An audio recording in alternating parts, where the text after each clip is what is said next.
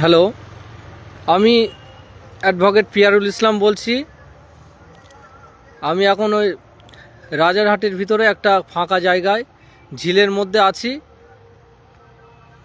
এখানে কিছু দুষ্কৃতীরা আমাকে এখানে ধরে নিয়ে এসেছিলো এবং এখানে তারপরে আমাকে রেখে তারা চলে গেছে এবং শাসিয়ে পরবর্তীতে যাতে আমি রাজনীতি না করি বা বারাসাত 2 নম্বরে যাতে আমি না যাই।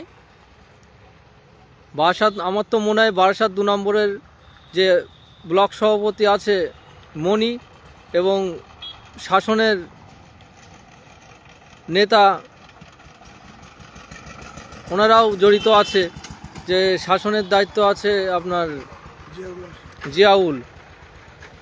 এরা আমাকে থানা থেকে আমি যখন বার হওয়ার সময় আঙুল দেখাচ্ছিল যে এই দেখে নেবো আয় বাইরে, এবং থানার সামনেও আমার লোকের একদম পুলিশের সামনে আমাকে মারতে যাচ্ছিল। কিছু দুষ্কৃতী পিছন দিয়ে আমাকে মুখ ধরে আমাকে অজ্ঞান করে নিয়ে এখানে এসে ফেলে রেখে গেছে। আমি এইমাত্র আমার ফোন পেলাম, হাতে পেলে আমি আপনাদেরকে আপডেট জানালাম।